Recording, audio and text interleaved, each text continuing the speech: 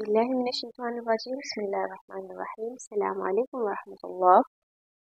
उसी तरह पहले हम ये देखेंगे कि हमने अब तक क्या सीखा है। ये हमारी 4th क्लास है और 3 क्लासेस में हमने देखा कि अहादीस की तहरीरी शक्ल में महफूज होने का आगाज़ किस तरह हुआ। फिर मशहूर सहीफ़े हमें मिले, जिसमें पहला सहीफ़ा था सहीफ़त सादिक़ा और दूसरा सहीफ़ा था सहीफ़ा हम्माम बिन मनबा। इसके बाद हमने अहादीस की तदवीन पर थोड़ा बहुत गौर किया, फिर सिहाह सित्ता की तदवीन और फिर सुन्नत और हदीस में फ़र्क और सनद और मतन की वजाहत। ये तमाम चीज़ें हम अल्हम्दुलिल्लाह अब तक सीख आए हैं। हो सकता है अल्फाज से जो नए हैं उन्हें कुछ समझ में ना आ रहा हो, लेकिन जिन्होंने पहली 3 क्लासेस देखी हैं उनके लिए ये अल्फाज अब नए नहीं हैं। अब हम देखते हैं जरह व तादील, अहादीस की जरह व तादील।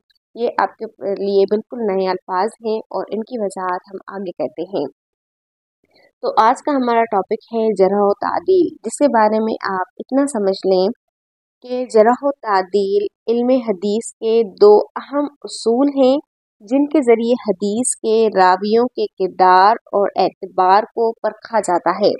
देखिए, एक चीज़ होती है गिला करना, गीबत करना, किसी की पीठ पीछे बुराई करना, उसकी बुराइयां निकालना, ये ऐसा है वो वैसा है।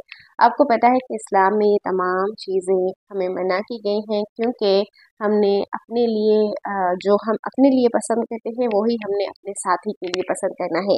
तो मैं अपने लिए कभी भी पसंद नहीं करूँगी कि मेरी कोई बुराई करे या मेरी कोई चुगलियाँ निकाले या मुझे कोई तनकीद करे कि तुम ऐसी हो वैसी हो वैसी हो, ठीक है, मैं अपने लिए कभी नहीं पसंद करूँगी। बिल्कुल इसी तरह मैं दूसरी अपने जो साथी है उसके लिए भी ये चीज़ें कभी पसंद नहीं करूँगी। और आपको पता है कि ये तमाम चीज़ें अंदर बेचैनी देती हैं, तो हमारी वजह से अगर हमारे साथियों को बेचैनी आ जाए तो ये हम इंसानों की बस्ती में रहकर फिर हमारे पास ना एहसास होगा, ना नरमी होगी, ना रहम होगा। हम इन तमाम चीज़ों से खाली हो जाएंगे। अगर हम इन तमाम चीज़ों से खाली हो गए तो हम खैर से महरूम हो जाएंगे, ठीक है। तो जरह तादील में ये जो किया जाता है, रावियों के किरदार के बारे में बात की जाती है, उनके एतबार को परखा जाता है। तो असल में ये कोई गिला गीबत नहीं है, ये अहादीस को परखने के लिए बहुत ज़्यादा ज़रूरी है। अब रावी कौन होते हैं आपको पता है, हम इस पर बात कर आए हैं, चेन ऑफ नरेटर्स। मसलन देखें, एक हदीस है जिसको 5 रावी बयान कर रहे हैं कि एक रावी कह रहा है कि मैंने फलां से सुनी ये हदीस, मैंने इससे फलां से सुनी, और दूसरा कह रहा है मैंने ये फलां से सुनी, तीसरा कह रहा है मैंने ये फलां से सुनी, मैंने फलां से सुनी। यूं ये चेन बनती आ रही है और हर एक एक दूसरे पर को कह रहा है कि मैंने 20 साल पहले ये हदीस फलां अपने उस्ताद से सुनी थी, या मेरे उस्ताद ने अपने फलां उस्ताद से सुनी थी। आपको पता है अहादीस का सिलसिला 400 सालों में मुकम्मल हुआ था, या 400-500 सालों में मुकम्मल हुआ था। तो 400-500 सालों में उन्होंने जो अहादीस सीखी होंगी, जांची होंगी, परखी होंगी, तो उनको परखने के लिए उन आदमियों, उन सहाबा के शागिर्द, उनके ताबईन, तबा ताबईन, तमाम को परखने की अशद ज़रूरत थी, ठीक है। तो यहाँ पर जो जरह तादील की जाती है, यानी कि रावियों को परखा जाता है, उनके किरदार को जांचा जाता है, उनके उठने बैठने की सलाहियतें देखी जाती हैं, वो कैसे हैं, किस तरह से हैं, क्या बात करते हैं, झूठ बोलते हैं, नहीं बोलते हैं, अमानतदार हैं, नहीं है। तो ये कोई उनकी गिला नहीं है, ये कोई उनकी चुगली करना नहीं है, ये कोई उनकी नुक्स और बुराइयां निकालना नहीं है, बल्कि ये उसूल हदीस के लिए बहुत ज़्यादा अहम है। क्योंकि अगर हमने किसी ऐसे रावी की हदीस को ले लिया जो खुद झूठा था, या जो खुद ज़ईफ़ था, कमज़ोर, उसका बहुत कमज़ोर था, यानी कि वो उसकी जो मेमोरी पावर थी वो बहुत कमज़ोर थी, या वो खुद एतबार के लायक नहीं था, तो आपको क्या लगता है कि वो आप सल्लल्लाहु अलैहि वसल्लम की हदीस को हम तक सही पहुँचाएगा? नहीं पहुँचाएगा ना। तो जिस तरह उसके अंदर खोट है, उसके अंदर उसके बातों में खोट है, एक शख्स है उसकी बातों में अंदर खोट है, एतबार के काबिल नहीं, तो हम उस पर ये एतबार कैसे कर सकते हैं कि इसने जो हदीस बताई है वो बिल्कुल सही होगी। हाँ, ये भी हो सकता है, ये भी मुमकिन है कि एक शख्स ऐसे दुनिया में आम जाम झूठ बोलता हो, उसकी थोड़ी बहुत आदत हो, लेकिन वो अहादीस के सिलसिले में बहुत ज़्यादा ख्याल करता हो, लेकिन फिर भी एक जो आप सल्लल्लाहु अलैहि वसल्लम की बात हम तक पहुंच रही है और हमने उसे आगे पहुंचाना है, आप सल्लल्लाहु अलैहि वसल्लम की तरफ मंसूब करनी है, ये कहना है कि ये बात आप सल्लल्लाहु अलैहि वसल्लम ने कही थी, तो हमें उसमें बहुत ज़्यादा ख्याल करना है। तो इसलिए रावियों पर जरह तादील की जाती है, यानी उन्हें परखा जाता है, उनके किरदार उनके एतबार को परखा जाता है। इसका मकसद क्या होता है? इसका मकसद ये होता है कि सही और काबिल एतमाद अहादीस को ज़ईफ़ या नाकाबिल एतबार अहादीस से अलग किया जा सके। ठीक है, तो जरह तादील इसीलिए होता है ताकि सही अहादीस और ज़ईफ़ अहादीस इनको परखा जा सके, अलग किया जा सके। अब हम सबसे पहले देखते हैं कि जरह क्या है। जरह से मुराद है रावी की ऐसी खामी या कमज़ोरी बयान करना जिसकी वजह से उसकी हदीस नाकाबिल कबूल हो सकती है। ये खामियां कई तरह से हो सकती हैं, मसलन रावी का झूठा होना, यानी कि जो हदीस रिवायत कर रहा है, बयान कर रहा है, वो खुद झूठा है। उसका हाफजा कमज़ोर होना, ये सब छोटी मोटी मिसालें हैं। इसके बारे में बाकायदा उलमा ने बहुत किताबें लिखी हैं। आपको उसूल अहादीस के सिलसिले में जिन रावियों ने अहादीस को हम तक पहुंचाया है, उनकी बाकायदा पूरी पूरी बायोग्राफी मिलेगी कि वो ऐसे थे, ये करते थे, वो करते थे, यानी बाकायदा तौर पर रावियों को परखा जाता था।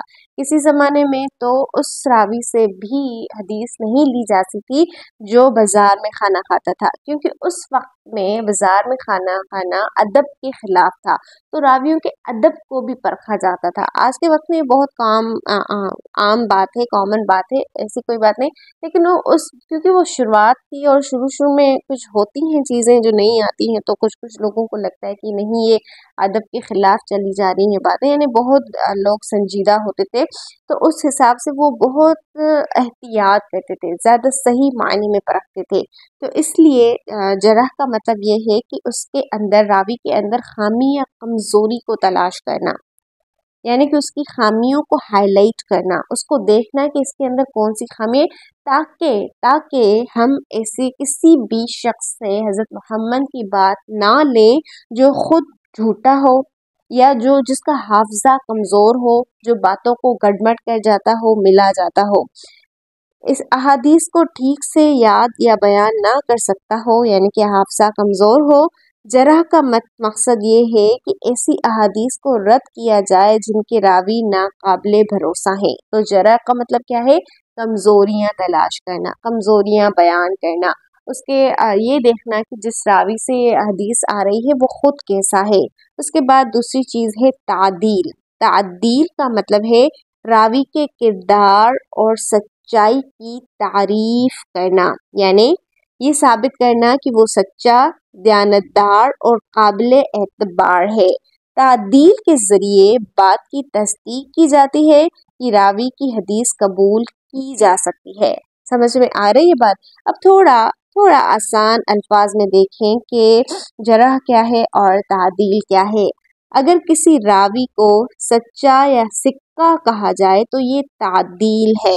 दोबारा नोट करें, अगर किसी रावी को सच्चा या सिक्का कहा जाए तो ये तादील है, यानी उस रावी की हमने कोई खूबी बयान की, कोई अच्छाई बयान की कि हाँ, ये काबिल एतबार शख्स है, आप इसे हदीस ले सकते हैं।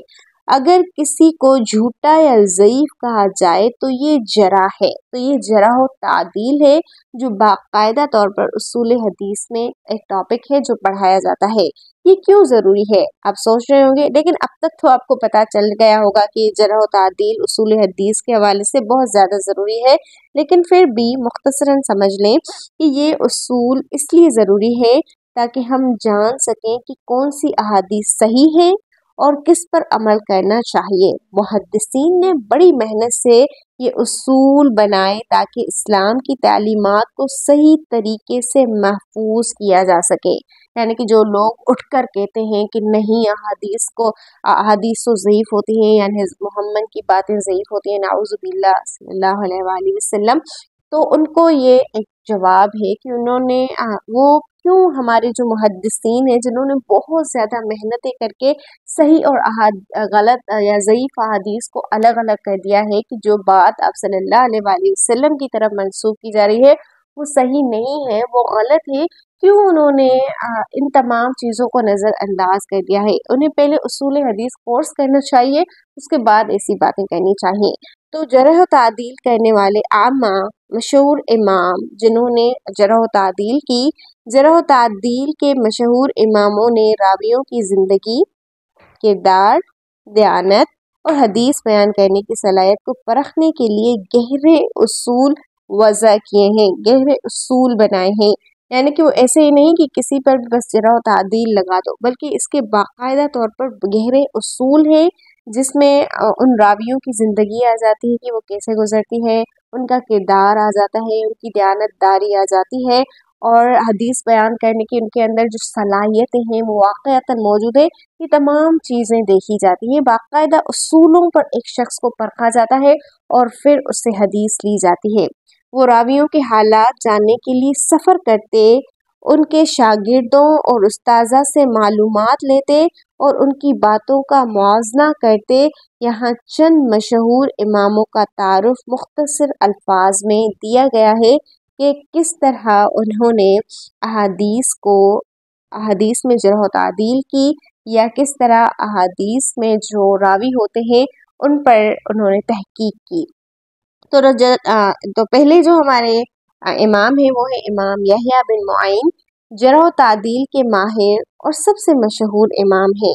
وہ راویوں پر کھل کر رائے دیتے اور بہت سخت معیار رکھتے تھے۔ ان کے اقوال کو انتہائی معتبر سمجھا جاتا ہے، یعنی کہ ان کے باقاعدہ طور پر اصول تھے جن پر وہ ایک شخص کو پرکھتا تھا کہ اگر میں اس سے حدیث لے رہا ہوں تو کیا یہ اس قابل ہے کہ اس سے حدیث لی جا سکتی ہے، کیا اس میں سچائی ہے، کیا یہ قابل اعتبار ہے۔ دوسرے ہمارے امام ہیں امام احمد بن حنبل، انہوں نے حدیث کے قبول و رد کے لیے جرح و تعدیل کے اصولوں پر سختی سے عمل کیا۔ ان کی تحقیق میں راوی کی دیانت اور حافظے کو خاص اہمیت دی گئی کہ جو حدیث بیان کر رہا ہے وہ خود امانت دار ہے یا نہیں، یا اس کا حافظہ کیسا ہے۔ ہمارے تیسرے امام ہیں امام بخاری، انہوں نے اپنی مشہور کتاب صحیح بخاری میں صرف ان راویوں کی احادیث شامل کی جو ان کے سخت معیار پر پورا اترے۔ وہ راویوں کی صداقت اور حدیث کے تسلسل پر گہری نظر رکھتے تھے۔ چوتھے ہمارے امام ہیں امام علی بن مدینی، انہوں نے جرح و تعدیل کے اصولوں کو مضبوط بنیاد دی اور حدیث کے ضعیف یا صحیح ہونے کے فیصلے کے لیے راویوں کی زندگی کے ہر پہلو کا جائزہ لیا، پوری تحقیق کی۔ ہمارے پانچویں امام ہیں امام ابو حاتم الرازی، وہ راویوں پر بہت محتاط رائے دیتے اور صرف وہی بات لکھتے جو مستند یعنی کہ مضبوط ہوتی۔ ان کی آراء جرح و تعدیل میں معیار سمجھی جاتی ہیں، یعنی کہ ان کی آراء پر بہت زیادہ توجہ دی جاتی ہے۔ ہمارے دوسرے امام ہیں امام نسائی، اپنی کتاب السنن النسائی میں حدیث کے راویوں پر سخت جرح و تعدیل کی۔ وہ ضعیف راویوں کو واضح طور پر مسترد یعنی کہ رد کر دیتے تھے۔ تو یہ ہیں ہمارے امام جنہوں نے تحقیق کی۔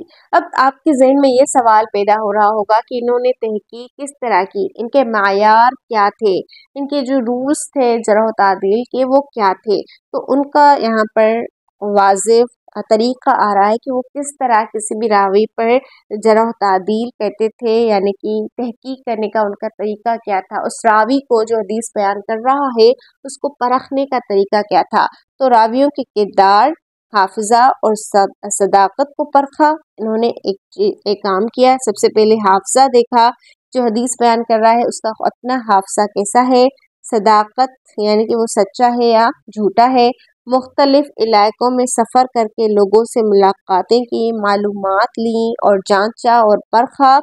ایک راوی کی بات کا دوسرے راویوں سے موازنہ کیا، یعنی کہ ایک ہی حدیث ہے جو 3 لوگ بیان کر رہے ہیں، ٹھیک ہے، تو پہلے ایک کی سنی، پھر دوسرے کی سنی، پھر تیسرے کی سنی، پھر ان میں سب سے قابل اعتبار کون سا تھا، ان کے الفاظ کیا تھے، ان تمام چیزوں کو انہوں نے خوب دیکھا، ضعیف اور قابل اعتماد راویوں کو الگ کیا۔ تو یہ ہمارے امام تھے جنہوں نے احادیث کو بہت اچھی طرح اپنے اصولوں پر رکھ کر ہم تک صحیح اور ضعیف احادیث کو پہنچایا ہے۔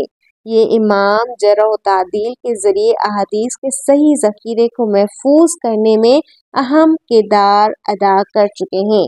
اب سوال یہ پیدا ہوتا ہے کہ کیا آج کے دور میں ہم جرح و تعدیل کر سکتے ہیں؟ اگر ہم میں سے مسلمانوں میں سے کوئی اٹھے اور کہے کہ اب میں راویوں پر جرح و تعدیل کروں گا، یعنی کہ میں ان کے زندگیوں پر غور کروں گا، تحقیق کروں گا، دیکھوں گا کہ وہ قابل اعتبار ہے یا نہیں، احادیث ان سے لینی ہے یا نہیں، تو اس کا جواب یہ ہے کہ آج کے دور میں نئے راویوں پر جرح و تعدیل نہیں کی جاتی، کیونکہ محدثین نے پہلے ہی راویوں کے متعلق مکمل تحقیق کر لی ہے۔ دیکھیں، جو اس وقت ان کے زمانے میں لوگ تھے ان پر تحقیق کرنا تو ٹھیک تھا، آسان تھا۔ اب اگر میں 1400 سالوں بعد، یا چلو ٹھیک ہے 1000 سالوں بعد، کیونکہ 4000 سال میں احادیث لکھی گئیں، تو ہم 400 سال ہم سائڈ میں رکھتے ہیں، باقی 1000 سال کو ہم لیتے ہیں۔ اب میں اٹھ کر کہوں کہ جو 1000 سال پہلے فلاں راوی تھا جنہوں نے حدیث بیان کی تھی، آج میں اس کی تحقیق کروں گی، تو میں اس کی تحقیق کیسے کر سکتی ہوں؟ نہ میرے پاس اس کے دوست ہیں جن سے میں اس کے بارے میں پوچھ سکتی ہوں، نہ میرے پاس وہ علاقے کے لوگ ہیں جو اس کو جانتے ہیں، جنہوں نے اس کو دیکھا ہے، نہ ہی میرے پاس ایسے کوئی ریسورسز ہیں۔ بس ایک ہی چیز ہے کہ جو اس وقت کے محدثین نے ان کی جرح و تعدیل کی تھی، ان کی زندگیوں کو لکھا تھا، جانچا تھا، اس کو ہی پڑھ لوں، کیونکہ باقی تو میرے پاس کوئی آپشن نہیں ہے نا۔ تو اس لیے آج کے دور میں ہم ان راویوں پر جرح و تعدیل نہیں کر سکتے، کیونکہ وہ اپنے وقت میں بہت سالوں پہلے، بلکہ 1000 سال پہلے گزر چکے ہیں، اور 1000 سال کے بعد آپ کسی بھی شخص پر یہ تحقیق نہیں کر سکتے کہ وہ کیسا تھا، سوائے اس کے کہ آپ کے پاس اس کے بارے میں کچھ لکھا ہوا موجود ہو، اور جو لکھا ہوا موجود ہے وہ بھی تحقیق کے بعد ہی لکھا ہوا موجود ہے۔ تو ہمارے امام نے وہ تحقیق کر لی تھی، ہم ان کے کام پر بھروسہ کرتے ہیں اور انہی کی آراء کی روشنی میں احادیث کو صحیح یا ضعیف قرار دیتے ہیں۔ ٹھیک ہے، تو یہ تھا ہمارا آج کا سبق جو ہم نے سیکھا جرح و تعدیل کے حوالے سے۔ کل ہم انشاءاللہ اسی کو کنٹینیو کریں گے۔ السلام علیکم ورحمۃ اللہ۔